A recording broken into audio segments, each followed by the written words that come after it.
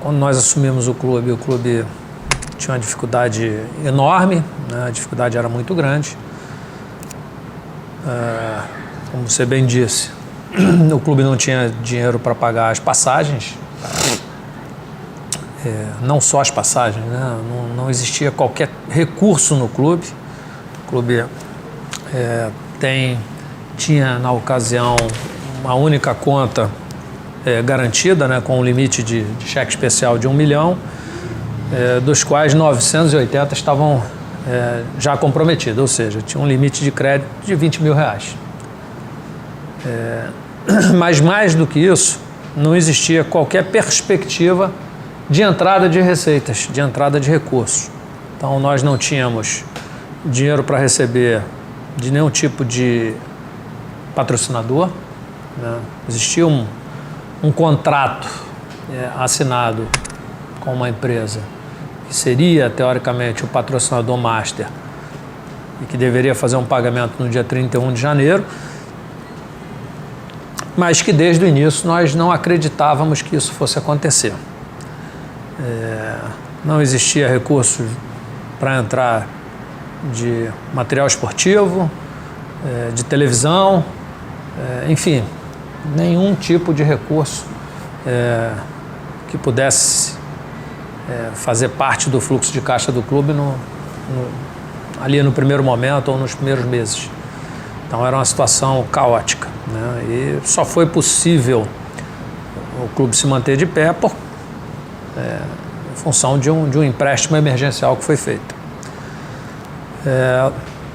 Logo em seguida, na sequência, nós começamos a trabalhar, buscar o entendimento do tamanho da dívida e chegamos a um número, a partir do primeiro balanço que foi publicado, de que a dívida era de 680 milhões. Naquela ocasião, o Vasco tinha uma receita no ano que havia terminado, né, no ano de 2017, uma receita de 200 milhões para um custo anual de algo em torno de 180 milhões, se não falha a memória, ou pouco mais. E a gente, desde então, vem trabalhando no sentido de reequilibrar o clube financeiramente. E no que consiste esse trabalho?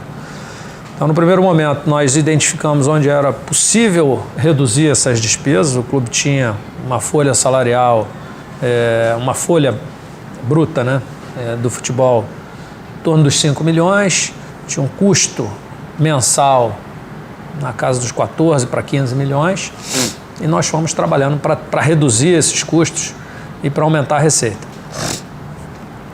E de lá para cá, nesses 2 anos, tivemos grandes avanços no que diz respeito à reestruturação do clube, não só a financeira, mas a parte da gestão, de modernização do clube, de aproximação com o sócio, programa de sócio-torcedor, enfim, a relação com as mídias, a imagem do clube para o mercado. Então, acho que hoje nós avançamos muito em tudo isso. Hoje o clube tem a sua camisa com, acho que 5 ou 6 patrocinadores estampando a camisa do clube. Hoje você tem um sistema integrado para gerenciar o clube, você tem processos no clube que são bem estabelecidos, como, por exemplo, o setor de compras. Nós qualificamos o clube, o financeiro do clube, a parte de contabilidade, o departamento médico, enfim, fizemos um investimento grande em pessoas, qualificando mais, reduzimos a despesa do clube, aumentamos a receita, como eu disse, mas especialmente reduzimos a dívida no primeiro ano já com um superávit de 65 milhões. Então os números demonstram a evolução do clube. De janeiro a outubro, nós não recebemos da televisão R$1 sequer, porque toda a receita que era para ser paga ao clube, ela era consumida com ato trabalhista, com antecipações anteriores e com esses credores. Ou seja, o credor A, o Vasco devia lá 3 milhões, ele penhorou as receitas e 20%, digamos, ou 10%, ou 15% deveria ser depositado. Então, todo mês, parte do que tinha, do que tinha para receber, 15% ou 20% era depositado até pagar esse credor. Isso vinha sendo feito ao longo do ano e nós não recebemos nenhum centavo até outubro. De janeiro a outubro não entrou nenhum centavo. O Vasco sobreviveu tão somente de receitas de patrocinadores, de sócio-torcedor, de renda. Profut, ou você paga uma coisa ou paga outra. Porque o Profut deu uma confusão danada agora, até acusação de que o dinheiro foi liberado e que não... Não, isso não é verdade. Isso não é verdade. A gente tem a todo momento que fazer escolhas, né? Então, entrou 5 milhões. O que eu tenho para pagar? Bom, eu tenho fornecedor de alimento, eu tenho água, eu tenho luz, eu tenho folha salarial. O que é mais importante? E você vai, apagando incêndios. Né? Então paga uma coisa aqui, paga outra ali. Mas era um risco calculado. Sabia que a qualquer momento a questão do Profut podia estourar. Não é o Profut. A gente até, a gente pagou aí o Profut. Mas era como um todo, né? Era tudo. Se você não tem dinheiro para pagar, o que você vai fazer? Né? Então, se eu recebo 5 milhões agora, eu pago o quê? Eu pago o salário dos jogadores, eu pago a conta de água de 900 mil, ou vão cortar a luz, ou vão cortar a água, ou eu pago o imposto. O que eu pago? A verdade é que o recurso que entra é muito menor do que o que tem para se pagar. É muito simples, isso é matemática. Se eu devo 650 milhões e eu tenho um superávit de 65, eu vou levar 10 anos para pagar isso, concorda? Uhum. Ou mais, porque esses 650 eles tendem a ir sofrendo correção. Então você tem que ter não só ter superávit para ir pagando a dívida, mas o ideal é que você conseguisse recursos para pagar isso à vista e de onde você pegou pagar parcelado. Agora, essa dívida que você tem, que o Vasco tem, ela está escalonada, porque, por exemplo, você tem o ato trabalhista, que você divide uma parte dela. Parte dela tá organizada. O que mais mata é o quê? São as cíveis? As cíveis. Uhum. Você tem, por exemplo, dívidas fiscais. Elas foram negociadas. Né? Eu falei aqui de uma parte. Existia mais 60 milhões de dívida fiscal, que foi negociada. Nós pagamos aí mais de 8 milhões e parcelamos o restante. Então, isso está equacionado. A dívida fiscal, de certa forma, ela está equacionada. Ela está sendo paga, ela vai ser paga ao longo do tempo. Então, você tem lá, 300 milhões mais ou menos de dívida fiscal, mas que já está parcelada aí em 20 anos. O problema maior é o restante dessa dívida que está ali o tempo todo te sufocando, porque é uma dívida já vencida, tá certo? É uma dívida que já venceu, não foi paga e você está sendo cobrado.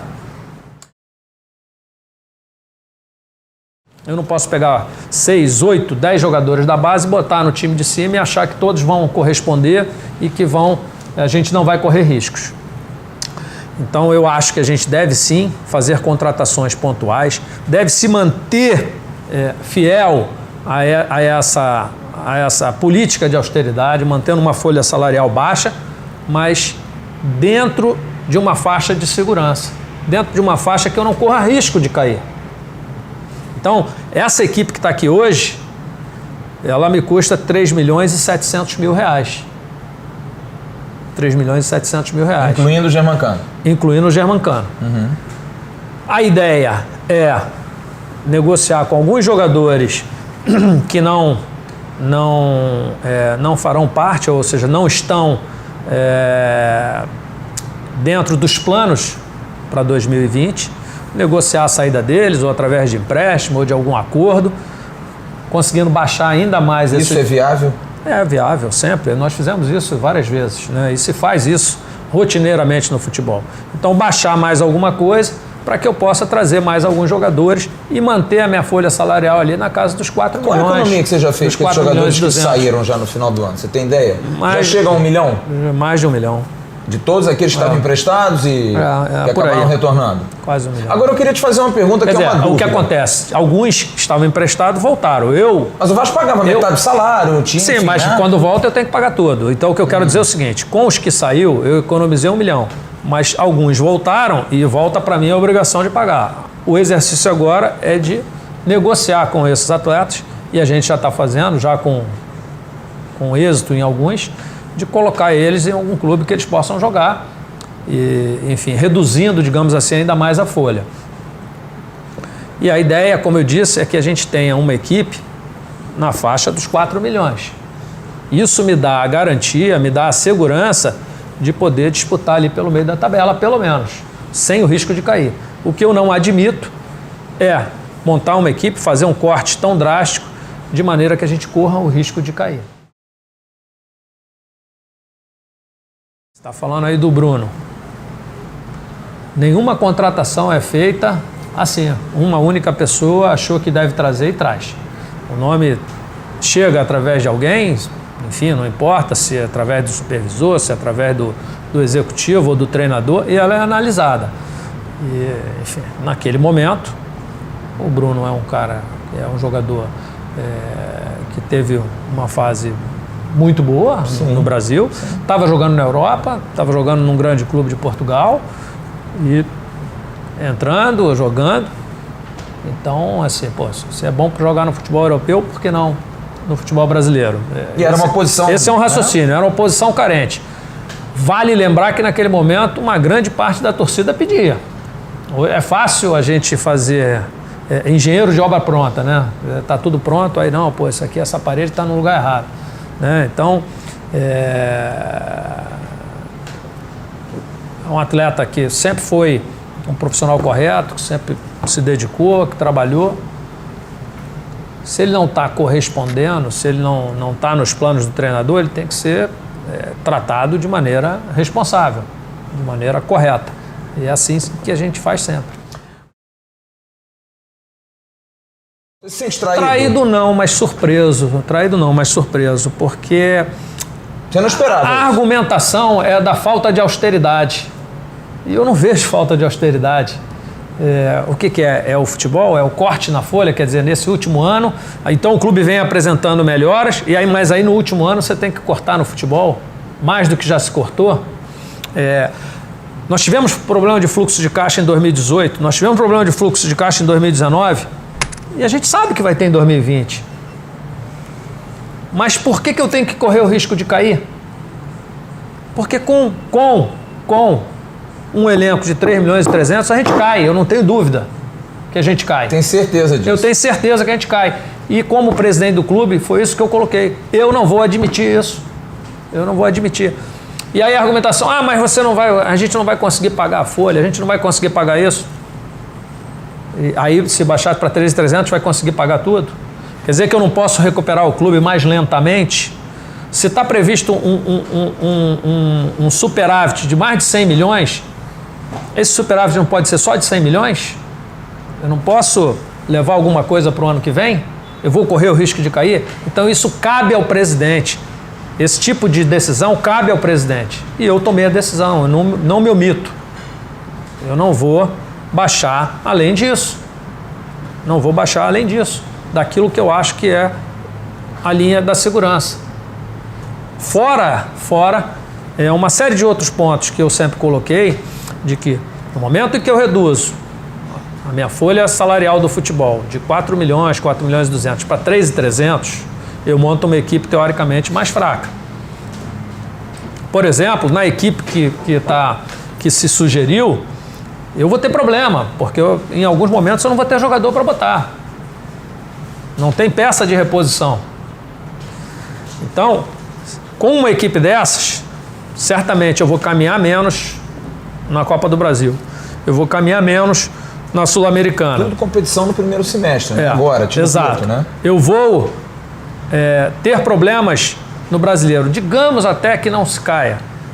Mas entre você chegar em 16º e você chegar em 10º, só aí já tem uma diferença de 6 milhões ou mais. Então eu acho que isso não é gasto, isso é investimento. Quando eu saio de uma folha de 3.300 e vou para 4 milhões, essa diferença, que representa lá, 13 milhões ao longo do ano, eu acho que ela é facilmente equilibrada com manutenção de sócio-torcedor, porque com o time mais fraco você vai ter dificuldade de manter esse pessoal todo que que aderiu ao programa de sócio, todos esses torcedores que estão ajudando o clube, né? Eles vão se perguntar, mas e cadê o dinheiro? A gente não botou dinheiro aí no sócio torcedor? Não é para ajudar o clube? Como é que tá esse E aí negócio? eu enfraqueço o time. Você pegou aqueles 12 milhões e teve que pagar penhora, é isso? Eu vou mostrar tudo aqui para você. Então eu acho que a gente fideliza mais jogador, mais sócio-torcedor. Eu acho que a gente aumenta a premiação em Copa do Brasil, em Sul-Americana e no próprio brasileiro. Tá certo? Sem contar que você tem mais receita de jogos, de tudo. Então isso acaba se equilibrando. E essa foi sempre a argumentação que eu usei. A gente primeiro tem que lembrar o seguinte, nós fizemos uma Black Friday, onde o valor do sócio, o que o sócio paga, tá pela metade, ou seja, ele tem 50% de desconto. 6 meses, né? O nosso plano de sócio é um plano de sócio barato. A gente já fez exatamente para trazer o sócio.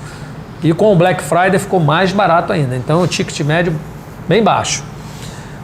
Então, vamos lá. Todos esses recursos, até maio, que é os 6 meses que essa adesão garante, ou seja, quem entrou pela adesão tem um compromisso até maio. Depois ele poderá renovar. Isso totalizou 20 milhões e 500 mil. 20 milhões e 500 mil. Tá certo? Tá certo? Desses 20 milhões, só para fornecimento de carteirinhas, e aí pode ser que as pessoas achem que é muito, mas você tem confecção de carteirinha, você tem envio das carteirinhas, isso tem um custo de mais de R$1,5 milhão. Então, já teve que ficar provisionado aqui R$1,5 milhão que a gente não podia mexer, está retido lá. Antes do programa de sócio, nós já tínhamos uma previsão lá atrás para pagar um dos salários. Nós fizemos uma operação bancária e que está calcada no programa de sócio. Então, precisou ficar provisionado mais 6 milhões e 300.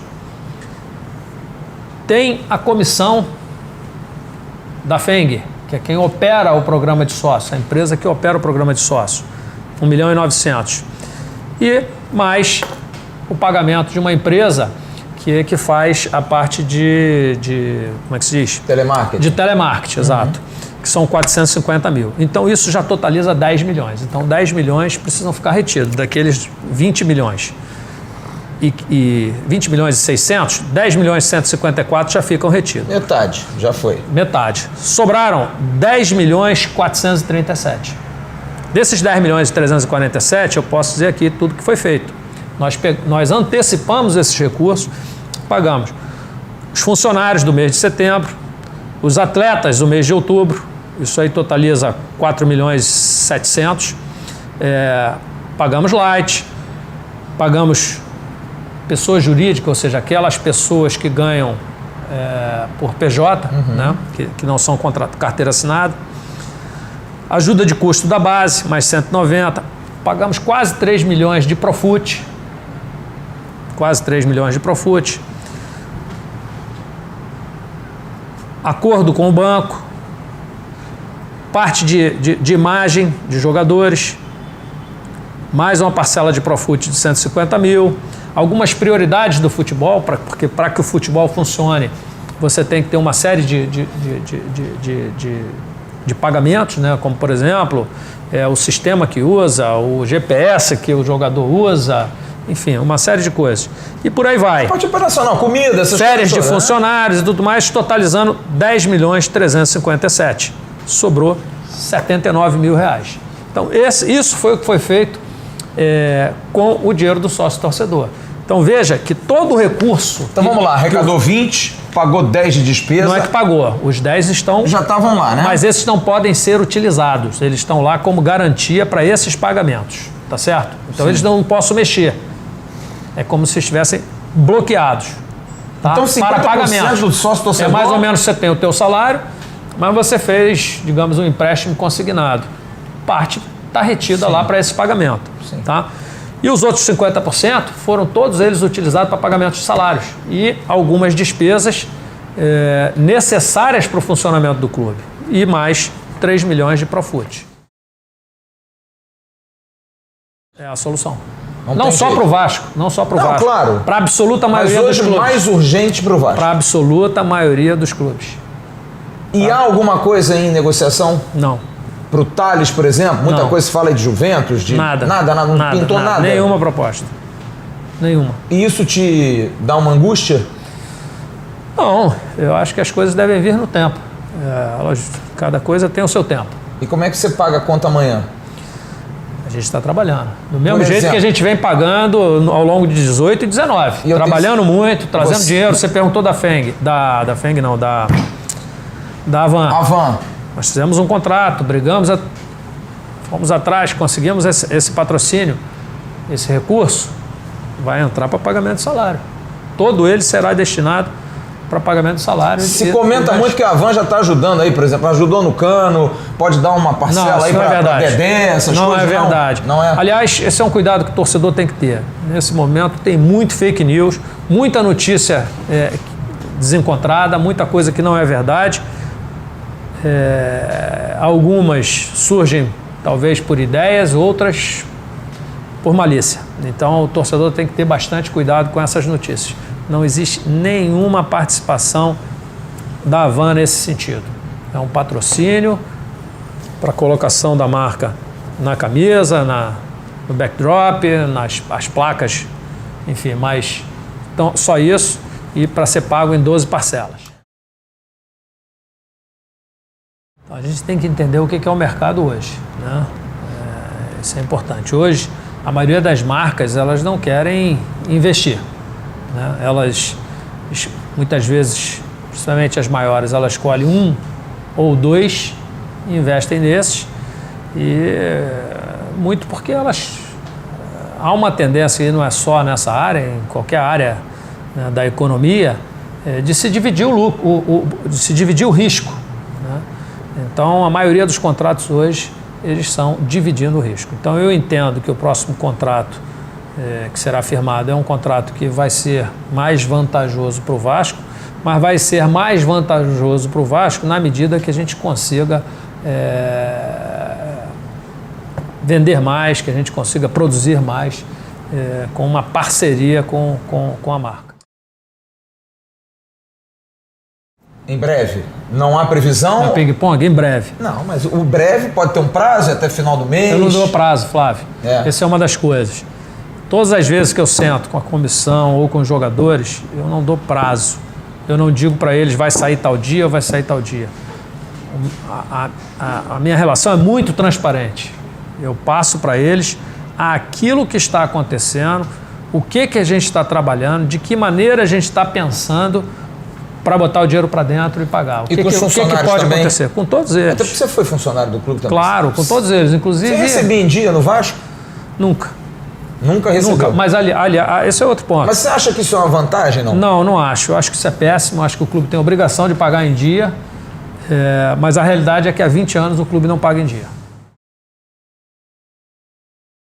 150, 200 milhões eu resolvi o problema do Vasco. A multa do Tales paga isso, não? 50 milhões de euros aí, mais ou menos? Vai só multiplicar, 4 vezes 5, 20, paga. Se chegar alguém pagando a multa... Não sei, isso depende do que vai acontecer daqui para frente, depende de conversar com a minha família, depende de algumas coisas, mas é uma possibilidade. Mas é difícil ser presidente do Vasco, não é? Difícil é. Você outro dia comentou comigo que está com o cabelo branco e o cabelo caindo, né? Caindo bastante. É difícil, né? É uma tarefa árdua, não é? Mas é gratificante isso também. Quando é que o Guarim volta para o Brasil? Não sei, quando ele aceitar o que o Vasco paga. Mas a proposta foi feita... A proposta sempre existiu. Não, a coisa está mais próxima, está mais otimista. A proposta sempre existiu. Acho que está mais próximo, talvez, né? Eu entendo, o Guarim é um jogador de altíssimo nível, que tinha um salário alto, tanto na Itália quanto na China, mas a nossa realidade é outra, né? Então, assim, o Vasco está disposto a fazer um esforço, mas esse esforço tem que ser dentro dos nossos limites. E o que você está sentindo dele? Não posso fugir da austeridade. Claro, mas o que você está sentindo dele? Olha... Ele gostou do Vasco. Ele gostou do Vasco, acho que ele gostou do Rio de Janeiro. Me parece que agora está mais inclinado a negociar. Na realidade, não sou eu quem conduzo isso, mas as informações que eu recebo, o feedback que eu recebo tem sido positivo.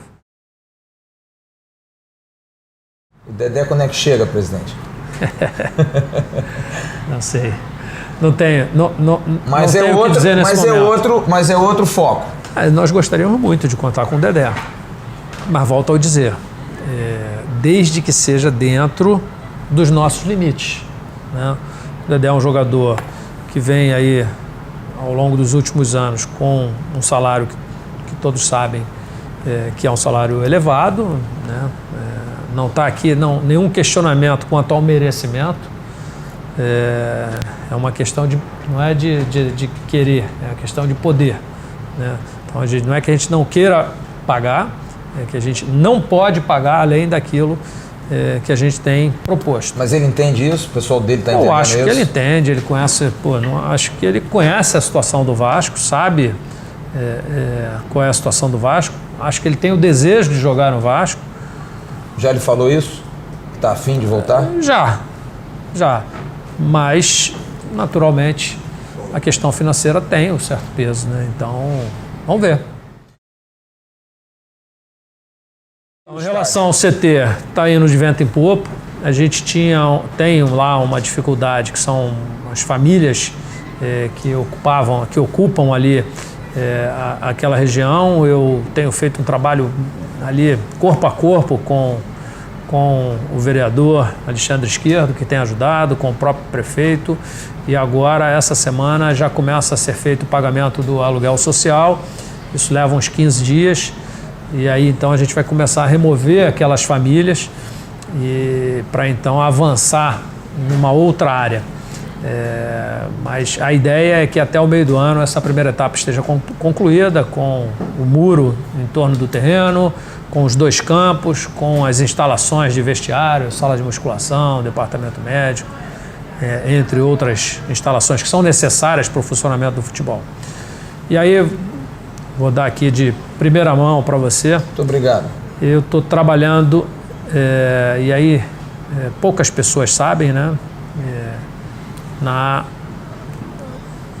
Num novo CT, que seria para abrigar o futebol feminino e a base, né, até 14 anos, que é no terreno lá de Caxias, onde o Vasco tem um campo, mas é um campo isolado, não tem água, não tem luz, não tem nada. E a ideia é que também até o meio do ano a gente tenha... do lado do Parque Gráfico do Globo? Do lado do Parque Gráfico. A ideia é que até o meio do ano a gente tenha lá 3 ou 4 campos, com instalações também de vestiário, enfim, as construções necessárias para o funcionamento. Aí sou eu que eu vou botar para dentro. Não, esses recursos eu estou pessoalmente envolvido em conseguir uma parceria. Colocar esse CT de pé significa uma economia para o clube de R$100 mil, algo em torno de R$100 mil por mês. Então, estou trabalhando para viabilizar isso, já tem uma boa parte em andamento. Acho que 3 ou 4 meses, talvez, a gente já tenha aí mais um CT para o clube. E o estádio? Como é que está a questão do projeto do estádio? É então, janeiro agora, de 2020 mesmo? 21? Não dá para dizer, né? Isso vai depender. A gente está trabalhando agora na estruturação do fundo para que a gente comece, então, a correr atrás de captação. No dia 29 eu devo ter uma reunião que é importante nesse sentido, com um possível investidor, e dependendo do tempo que a gente levar para colocar de pé o fundo, né, estruturar o fundo e captar, pode ser que ainda esse ano a gente inicie as obras. Eu acho que o torcedor tem que estar muito atento. Esse vai ser um ano muito difícil, especialmente por conta dessas questões políticas que já tiveram início. Acho que o vascaíno deve olhar para os resultados que nós temos obtido, né? Nós queríamos um atacante goleador, nós trouxemos o Germancano, estamos montando o CT, o projeto de São Januário está caminhando, Agora nós estamos partindo para um segundo CT, que vai dar uma condição fantástica para o clube de selecionar jogadores num lugar em Caxias, num lugar de fácil acesso, onde várias comunidades, vários pontos da cidade têm fácil acesso, que facilita a captação de novos talentos, que propicia condições para que as nossas categorias de base até o sub-14 poderão treinar a partir do momento em que nós tivemos o CT daqui de Jacarepaguá pronto. Então, assim, eu acho que a gente tem, sim, preocupações, né, e são grandes, com endividamento, eventualmente com falta de pagamento aqui, outra ali, mas nós temos, sim, muita coisa para comemorar, muita coisa para renovar a nossa confiança, para renovar, digamos assim, a nossa autoestima.